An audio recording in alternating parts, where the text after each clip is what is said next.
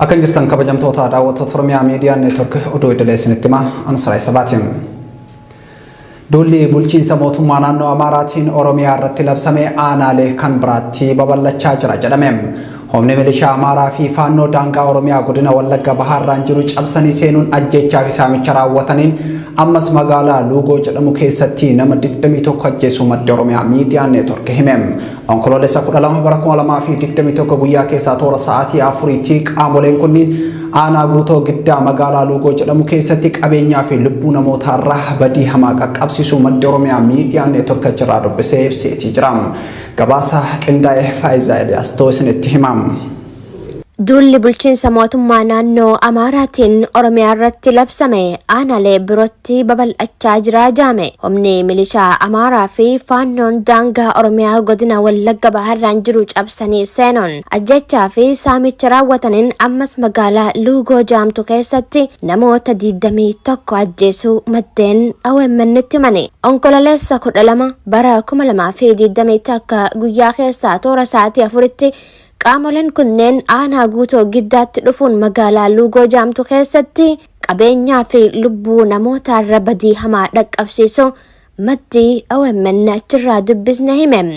Humni hidhatee aanaa guutoo giddaa bulchiinsa magaalaa Luugoo keessatti haleellaa raawwate kun alaabaa mootummaa naannoo Amaaraa kan baatuu fi Amaariffa kan dubbatan akkasuma ammoo uffata seeraa poolisii osoo hin taane uffata aadaa naannoo Gojjamitti uffatamu qomxaa fi qomee uffachuu isaanii kan himu maddii OMN kun baay'inni isaanii 300 ol akka ta'e ibsuun qaamoleen karaa fi kallattii itti agarsiisan ammoo milishaa fi poolisii idilee naannoo sanii akka ta'an dubbatama. Akkuma dhufanii magaalatti qubataniin dhukaasa sababiin isaa hin beekamne eegalanii kan jiru maddi keenya. Dhukaasni erga banameen booda ammoo magaalaan xiqqoon Luugoo jedhamtu kun dirree lolaa guddaatti jijjiiramtee jira. Dhukaasa sa'aatiiwwaniif tureen lubbuun namoota 21 olii akka dabarte kan himu maddii OMN kun jiraattonni magaalichaa warri baqatee ba'uu danda'u hundinuu magaalicha gadi dhiisanii gara magaalaa dhihootti baqannee jirraa jira. Namni OMN dubbisa kun akka jedhutti manni jireenya isaa fi suuqiin daldalaa kan dhuunfaasaa jalaa gubatee jira. Kan isaatiin alattillee suuqiiwwan daldalaa kan Oromootaa ta'anii fi manneen jireenyaa baay'een barbadaanii jiru. Hoteelaa fi manneen nyaataa magaalicha keessa jiran saamamuu kan himu maddii OMN kun taatee kanaan rifachuuf ammallee qalbitti akka hin deebi'in miira gaddaatiin dubbatama. Aanaa guutoo giddaa bulchiinsa magaalaa Luugoo qofatti hanga ammaatti reefki namoota 21 kan walitti qabame yoo ta'u reefki kan biroo ammallee barbaadamaa jiraachuu Oromiyaa Miidiyaa Neetwork odeeffatee jira. Ka'umsi lola kanaa maali jechuun nama kana yoo gaafannu hanga ammaatti wanti addatti qulqullaa'ee beekame akka hin jirre himuun garuu ammoo mootummaan bilxiginnaa waraana bilisummaa Oromoo balleessina jechuun jigii inni milishoota Amaaraa yaammate ta'uu shakkii qabu himuun jigiin kun ammoo dhugumatti waraana bilisummaa Oromoo osoo hin taane diinummaa Oromummaa godhateetu ilmaan Oromoo duguugaa jira jechuun hime. Godinni Wallagaa bahaa kallattii kaabaatti bakka buree jedhamuun naannoo Amaaraatiin kan waldaan geessitu yoo taatu Oromoon tokko yoo Amaara tokko ajjeese nuti ammoo Oromoota 100 ajjeefna jechuun dubbachuun isaa ni yaadatama.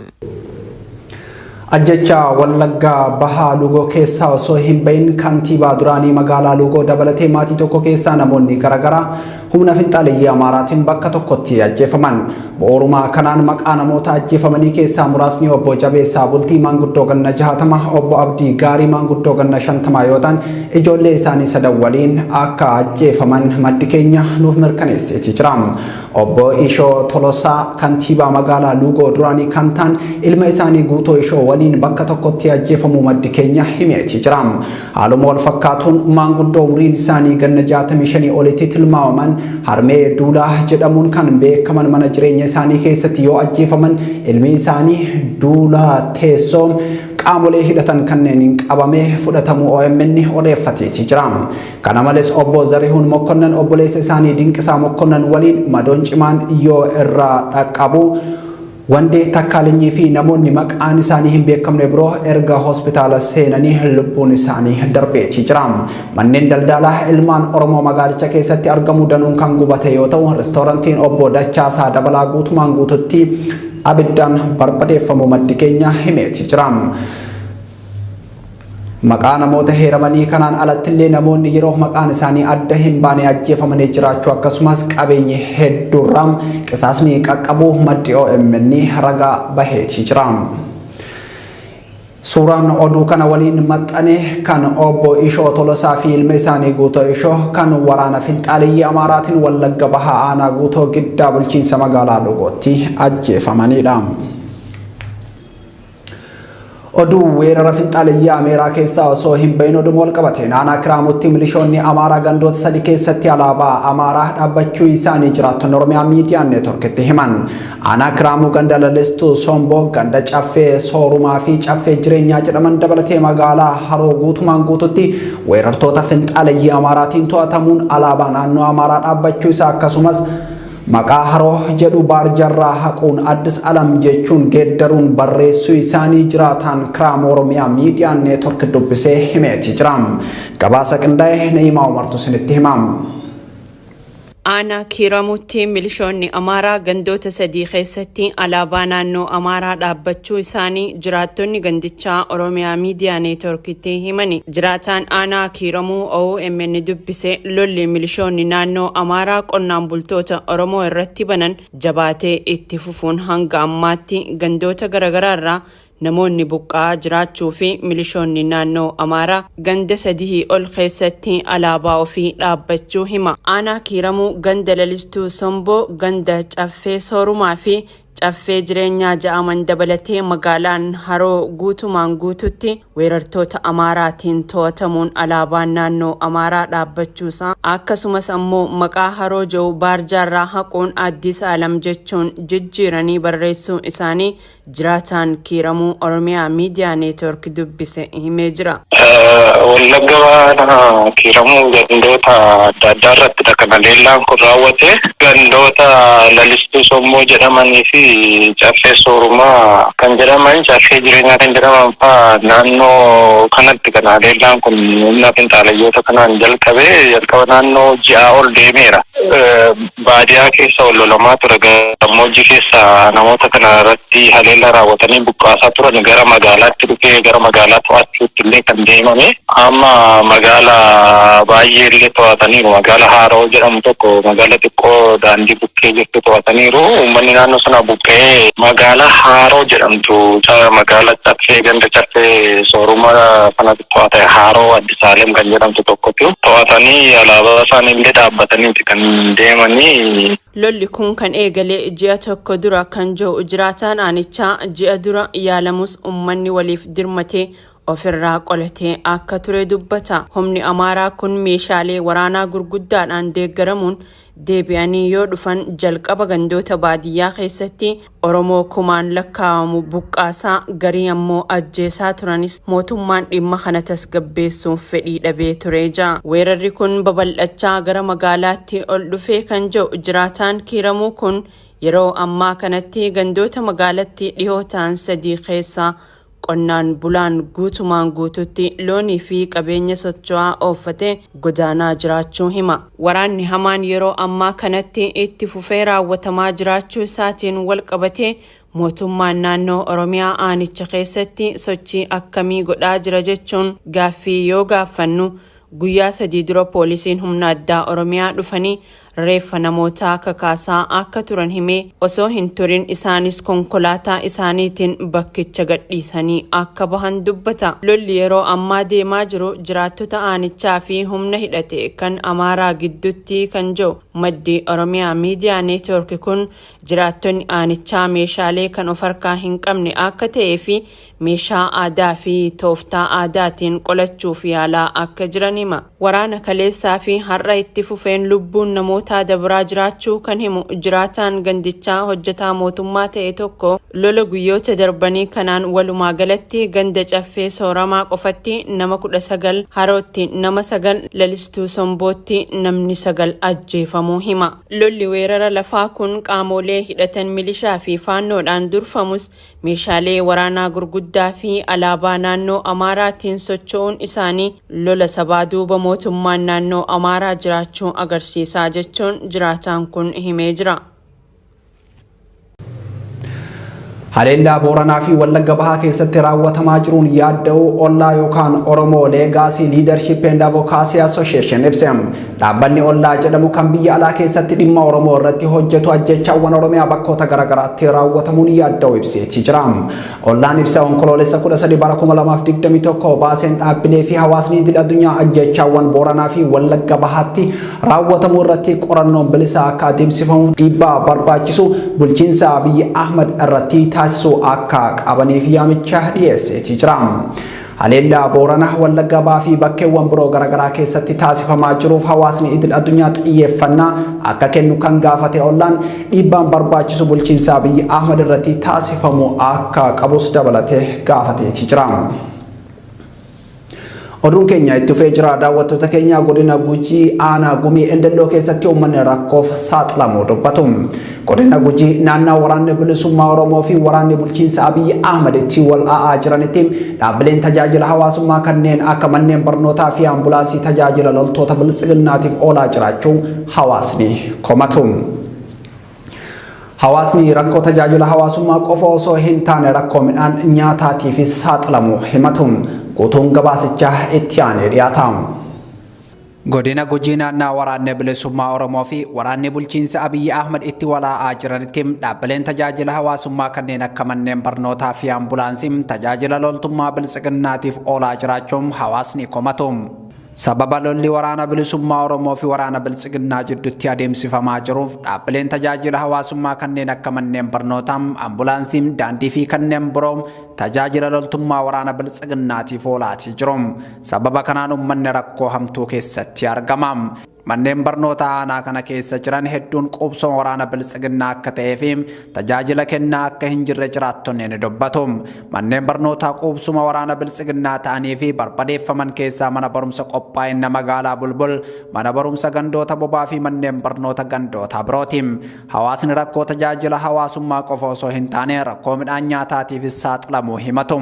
Sirni bilisiginnaa daandii uummata kana irraa kutuun akka midhaan nyaataa kan uummanni bitatu aanaa kana hin seenne taasisee jira kan jedhan jiraattonni uummata beela hamtutu harkaa qaba jedhu. Uummanni aanaa Gumii Eldelloo ukkaamamee rakkoo keessa akka jiru viidiyoo achi irraa nu dhaqqabee kana irraa hubachuun ni danda'ama. Waan amma rakkoo sa'aatii amma jirruutiin yoo wal qabanna shan taa'ee rakkoo amma jirru akka harkaa hin taane baay'ee doonallee baay'ee miidhamnellee kan jirra malee bageetti rakkoo nageenya gulaanuu rakkoo dhuguu bageettee jechuudha. Mammu uummati kun hin jiru wanni balleessee garaa balleessee jechuudha.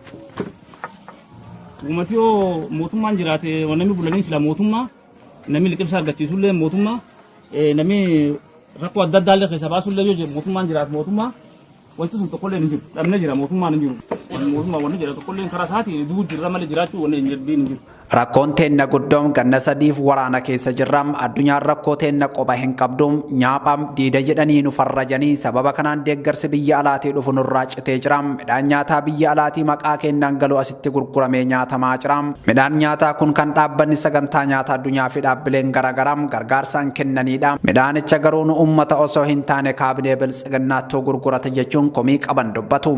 Haal lammeessoon ammoo lubbuu fiitii biyya abbaani isan namni armteettan kun jaarsi biyya namni ergaan ittiin galiin hin jira isan diinaa isan nyaaphaa waltu dhumnaa namni isaniin hin jedhin hin jira mootummaan akkas namaan jiru kanama dhaadatee lubbuun nama deemu yoo fulatti iyyatan qabaatan iyyachuun malu namni kun cuf tokko tokkoon qubqab namni dhiira jaarsi namni jaarsa ka jaarsi biyyaadhaan kaas kee jiru cuf reebamuu jira bilbilaan reebuu jiran qubqabna maaliif reeban gaafsi reeban aginduun iyyachuu qabdasi dhageessisuu qabda jechuudha. Waan gargaarsaa kanaan wal qabsiisi gargaarsa. Akkuma isaniin kun cubbeettanitti mootummaan kala deete arma. Haq mootummaan asii argachuu jirra gargaarsi gurguramee nyaatamuu ittiin jiru argachuu jirra. Gargaarsi sun taraa doodhani gargaarsi nyaata addunyaatti qamadiin tuni. Itoophiyaan arguu ittiin jiru.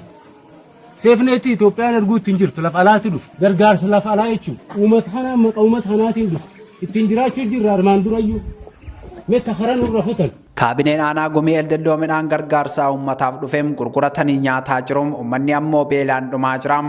Kun ammoo itti yaadamee uummata kana miidhuuf waan taasifameedha jedham jiraataan biraa yaada isaa kenneem. Rakkoo uummanni keessa jiru kana waraanni bilisummaa Oromoo Cibraa Soddon Booroo furuuf tattaaffii godhaa jira jechuun kan Oromiyaa Miidiyaa Neetworkitti himeem. Ajajaa waraana bilisummaa Oromoo Cibraa Soddon Booroom qabsaa Liiban Gurraachaatiin waraanni bilisummaa Oromoo aanaa gumii eldelloo keessa socho'uu tajaajila hawaasummaa gandoota akka halluun soloqii dibbee caffaa eddeem hoolaa fi magaalota akka bulbul bobaa malkaa gubaafaa keessatti taasisaatii jira. Gandoota kanneen keessatti waan qabu irraa deeggarsa midhaan nyaataa dabalatee wantoota garaagaraa uummata kanaaf taasisaa jira jechuun himeem. Uummanni aanaa gumii eldelloo rakkoo hammaataa addunyaan dhagahuu qabdu keessa jiram. Uummanni Oromoo biyya keessaa biyya alaa jirtan rakkoo keenya akka addunyaan dhageettu godhaan dhaamsa jiraattota aanaa gumii eldellooti. Godina Arsii aanaa Suudeetti maqaa waraana bilisummaa Oromoo wajjin hidhata qabda jedhuun yeroo dheeraa mana hidhaa kan ture dargaggoo Jibriil Haaji Hamzaa irratti ragaan sobaa qindeeffamaa jiraachuu namoonni dhimmicha keessa beekan Oromiyaa Miidiyaa Neetworkitti himan. Ragaa dargaggoon kun waraana bilisummaa Oromoo biltsiginnaa shanee jettee waamtuun wal quba qabaachuu mul'isu erga dhabamee booda wiixata dhufuu poolisoota idilee magaalaa Kullaa keessa jiraatan lamaa fi milishaa tokko sobaan ragaa irratti baasisuuf qophaa'aa akka jiran keessa beektonni himaniiti jiru. Gabaasa dabalataatiif Muhammad Fantaalee akkaanutti isinitti himam. Godina Arsii aanaa Suudeetti maqaa waraana bilisummaa Oromoo wajjin hidhata qabda jedhuun yeroo dheeraaf mana hidhaa kan ture dargaggoo Jibriil Haaji Hamzaa irratti ragaan sobaa qindeeffamaa jiraachuu namoonni dhimmicha keessa beekan Oromiyaa Miidiyaa Neetworkitti himan. Ragaan dargaggoon kun waraana bilisummaa Oromoo bilxiginnaan shanee jettee waamtuun wal quba qabaachuu mul'isuun erga dhabamee booda wiixata dhufuun poolisoota idilee magaalaa Kullaa keessa jiraatan lamaa fi milishaa tokko sobaan ragaa irratti baasisuuf qophaa'aa akka jiran keessa beektonni dubbatan. Maqaan poolisoota lamaanii gosa mulaatum hambassi Ziwaargee yoo ta'an Sayyidaa Muhammad ammoo milishaa gandaati. Gama biraatiin aanichatti kan argamtu magaalaa Darrabbaarraa humnoonni xiqqaa munna bilxiginnaa dargaggoota hedduu qabanii hidhuun halkan mana hidhaa keessaa baasanii reebicha cimaarratti raawwachaa jiraachuus maddeen ibsanii jiru. Dargaggoo Jibriil Haaji Hamzaa kan wayitii Amara ragaan sobaarratti qindeeffamaa jiru yeroo garagaraatti mana hidhaa keessaa baafamuun isaa fi hiriyaa isaa Abdoo Hajjii jedhamu irratti reebicha raawwatameen miidhaan cimaan irra gahee jiraachuun namoonni dhimma hidhamtoota kanneenii itti dhiheenyan hordofaa jiran himanii jiru. Dargaggoo Jibriil wayitii ammaa magaalaa Kullaatti hidhamee kan jiru yoo ta'u dargaggoonni hedduun duraan magaalaa Darrabbaatti hidhamanii turan gara magaalaa Guddeetti godinichaa Asallaatti dabarfamaa jiraachuu maddeen magaalaa Darrabbaarraa OMN qunnamee ni himu. Kaaba Oromiyaa Walloo aanaa Dawwee Harawaa ona Uranee Salaamaa iddoo haadhoo waldaa jedhamu keessatti milishoonni naannoo Amaaraa fi poolisoonni idileen erga madiinummaa Oromoo qaban qonnaan bultoota Oromoo irratti reebicha cimaa raawwatan. Namoota hojii idilee isaanii malee maalummaa siyaasaa fi hiikaa siyaasaa hin beekne maqaa waraana bilisummaa Oromoo nyaachiftuu jedhuun haala suukaneessaan dararaa kan oolan tahuu maddeen Oromiyaa Miidiyaa Neetworkitti himan. Namoota milishaa fi poolisiin godinichaatiin reebichi hamaan irratti raawwatame maqaan isaanii nu dhaqqabeem obbo Umar Daaleem, Muhammad Ali Warraaqii fi Umar Qaalichaa kanneen jedhamanidha. Namoota reebichi irratti raawwatame keessaa Umar Daalee hedduu kan miidhame yoo ta'u wayita ammaa wal'aansaaf mana yaalaa ciisee jiraachuu odeeffannoo maddeen nuuf ergan ni addeessa. Gabaasni kan Muhammad Fantaalleeti. Haleellaa sabummaa irratti xiyyeeffate uummata Oromoo fi Gumuz irratti raawwachuuf faannoon Amaaraa qophii ta'uu akeeke. Faannoon Amaaraa leenjii loltummaa kibbaa Ajafaaraa Laallibalatti erga fudhatanii booda sirna eebba isaanii irratti kaayyoo leenjii fudhataniif yoo ibsan uummata Oromoo fi Gumuz fixuuf akka ta'e ibsan.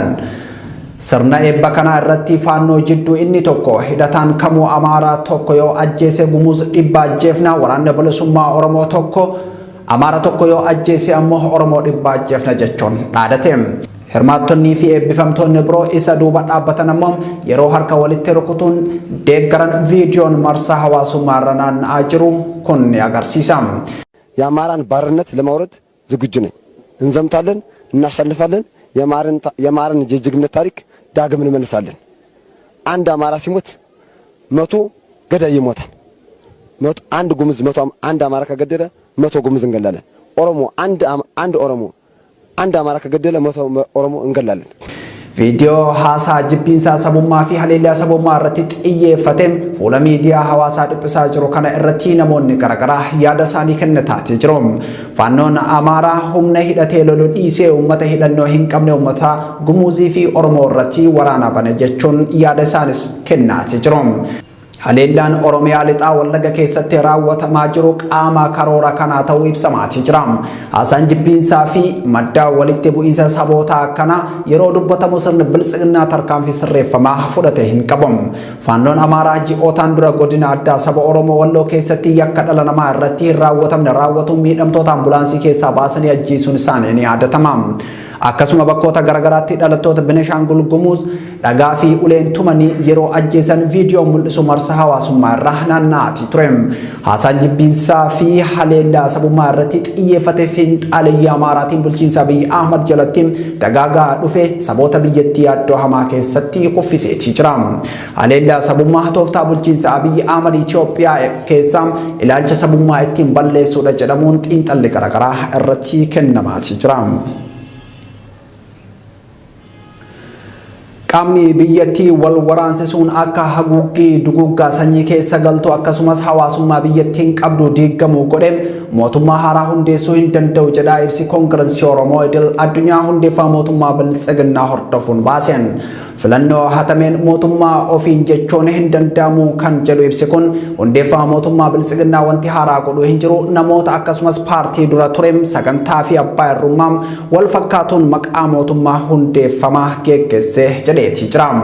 Abiy Ahmad filannoo hatamee fi sagantaalee garaagaraa qopheessuun uummata biyyattiitti dhiyaatu barbaada kan jedhu ibsichi dhugaan addunyaan beeku garuu hoogganoota uummataa manni hidhaa itti cufamee biyyattii keessatti ajjechaan seeraan alaa fi hidhaa jumlaan aadaa bulchiinsa ta'uu isaati jedha.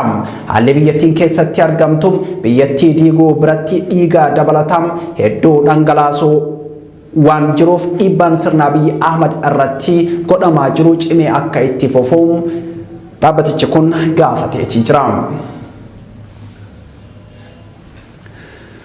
Dinagdee Itoophiyaa waggoota itti aananiif tilmaamuu akka hin dandeenye dhaabbanni maallaqaa addunyaa ibse.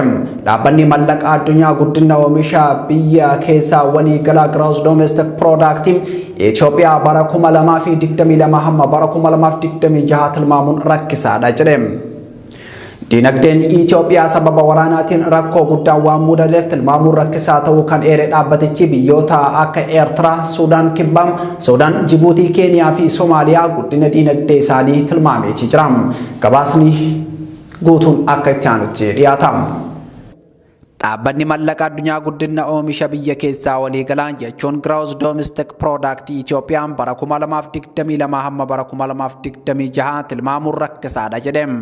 Dhaabbatichi haala dinagdee biyyoota addunyaa jechuun World Economic Outlook ittiin agarsiisee irratti oomishni waliigalaa yookaan GDP'n Itoophiyaa bara 2021tti dhibbeentaa 2 guddina kan agarsiise yommuu ta'u kunis kan bara 2020 irraa dhibbeentaa 4 gadi bu'e jechuun ibse. Itoophiyaan waggoota kurnan darban keessa guddina dijiitii 2 galmeessuun biyyoota Afrikaa guddataa jiran keessaa tokko taatee maqaan eeramaatii ture. Amma garuu dinagdeen biyyattii sababa waraana waliiniitiin cabuu isaa gabaasaaleen mul'isan yeroo garaagaraatti bahaatii jiru. Keessattuu waraannii fi tasgabbii dhabiinsi siyaasaa biyyattii dinagdee Itoophiyaa irratti dhiibbaa guddaa uumee jira jedhameetiin dubbatama. Baatii adoolessaa darbe keessa ogeessi dinagdee obbo Hirbaa Taarraqany gaafii dhimma dinagdee Itoophiyaa kan irratti gaafanneef rakkoo siyaasaa fi waraanaa dinagdee Itoophiyaa akka hamaa rukutee jira jechuun ibsan. Rakkoon dinagdee Itoophiyaa mudate immoo sadarkaa poolisii dinagdeetiin furamuu bira darbeem haala hammaataa jiraachuu biyyattii gaaga'uu keessa jira. Furmaanni isaa immoo furmaata siyaasaati jechuun obbo Hirbaa Taarraqany ibsaniitii turani. Rakkoo dinagdee Itoophiyaa rakkoo siyaasaa ta'uu ogeessonni dinagdeen dubbatu. Furmaanni isaas immoo tarkaanfii siyaasaati jechuun eeru. Waraanni gaaga'amni siyaasaa buqqaatiin hongee fi weerarri dhibee COVID-19 wantoota dinagdee Itoophiyaa kuffisanidha. Dhaabbanni maallaqaa addunyaa jechuun International Monetary Fund dinagdeen Itoophiyaa sababa waraanaatiin rakkoon guddaa waan mudateef guddina oomisha biyya keessaa bara 2022 hamma bara 2026 tilmaamuun rakkisaa ta'uu eere. Dhaabbatichi biyyoota Afrikaa Baham, Eertiraam, Suudaan Kibbaam, Suudaan, Jibuutiim, Keeniyaa fi Somaaliyaa guddina diinagdee isaanii tilmaameetii jira. Haaluma kanaan biyya Afrikaa Bahaa keessaa diinagdee wayyaa qabdi jedhamtu Keeniyaan waggoota 5 dhufan keessatti dhibbeentaa 6 guddatti jechuun tilmaama kaa'eetii jira. Biyya ollaa Itoophiyaa Eertiraan dhibbeentaa 4.8, Jibuutiin dhibbeentaa 5, Somaaliyaan dhibbeentaa 3.9, Suudaan Kibbaa dhibbeentaa 6.5 akkasumas Suudaan dhibbeentaa 3.5 ni guddatu jechuun dhaabbanni mallaqa addunyaa tilmaameetii jira. Dhaabbatichi diinagdee addunyaa bara 2021tti dhibbeentaa 5.9 ture. Bara 2022 immoo dhibbeentaa 4.9 akka ta'u tilmaameetii jira. Akkuma Itoophiyaa biyyoonni waraanaan miidhaman kanneen akka Liibiyaa, Afgaanistaanii fi Siiriyaan guddina diinagdee isaanii waggoota itti aanan tilmaamuun rakkisaa akka ta'e dhaabbatichi eereetii jira. Oduu keenya xumuraatiin ilmaan Oromoo baqattummaan biyya Jibuutii keessa jiraatan dararaa qaamota mootummaa biyyattiitiin nurra gahaa jiru hammaatee jira jedhan. Guyyaa kaleessaa onkoloolessa 13 bara 2021 ilmaan Oromoo lakkoofsaan 150 ol ta'an magaalaa Jibuutii iddoo kaartiyaa fi Baalaastaraamboo jedhamu jiraatan sababa tokkoon malee humnoota tika biyyattiitiin qabamanii mana hidhaa Naggaad jedhamutti darbatamanii jiraachuu maddeen Oromiyaa Miidiyaa Neetworkitti himaniitii jiru. Gama biraatiin dhalattoonni Oromoo kanaan dura gaafa lolli Sumaalee fi Affaar gidduutti ta'e gama Affaar gortanii Sumaalee loltan jechuun mootummaan hidhee ture ji'a 3 erga hidhamanii murtii dabaa hidhaa waggaa 1 hangam 15 itti murteeffamu dhalataan Oromoo magaalaa Jibuutii jiraatu OMN itti himeetii jira. Walumaa galatti dhalattoonni Oromoo magaalaa Jibuutii iddoo garaagaraa keessa jiraatan badii takkaan malee humnoota tika biyya sanaatiin reebamuu hidhamuu fi doorsaan adda addaa irra gahaa jiraachuu dubbatu. Gabaasni kan Na'imaa Umariin. Tole kabajamtoota daawwattoota keenya oduun illee har'aaf qabanne kana fakkaatan siraa sabaa ture gama ogummaa kaameraa fi ediitiraatiin Abdii Jamaal Lafaana ture qophiileen Oromiyaa Miidiyaa Neetworkiitti horaa bulaa deebanaa.